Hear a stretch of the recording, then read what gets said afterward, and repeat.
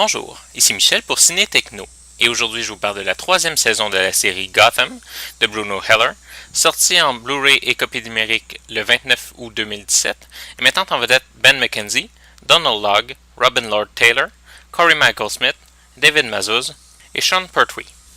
Après l'évasion de plusieurs prisonniers d'Arkham, la ville de Gotham commence à être l'hôte d'événements de plus en plus étranges.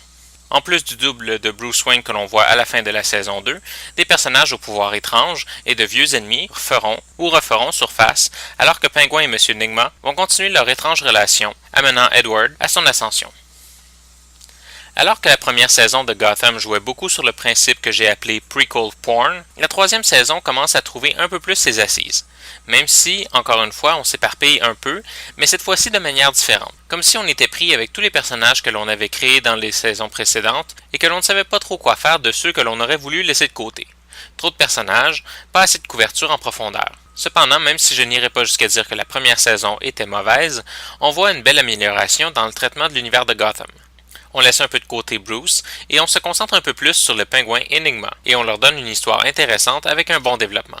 On est aussi très heureux de revoir Cameron Monaghan dans le rôle de Jerome, personnage qui officiellement a été annoncé comme n'étant pas le Joker. Mais on ne peut que regarder l'acteur performer dans son rôle et espérer qu'il s'agit d'un subterfuge pour éviter d'en dire trop sur la série.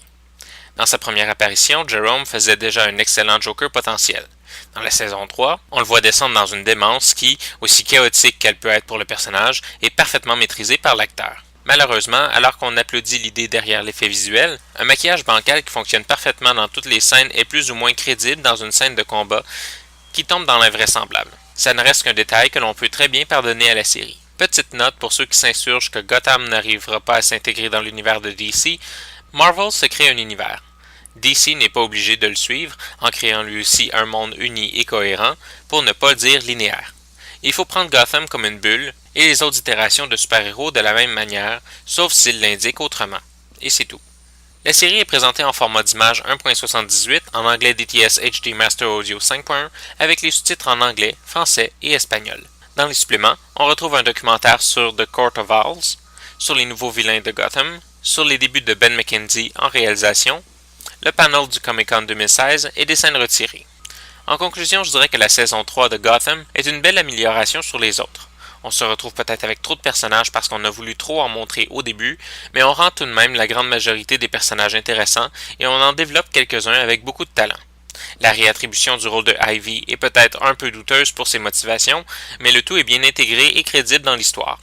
Bref, une série qui tient la route au moins pour une 4e saison et qui pourrait continuer à se développer.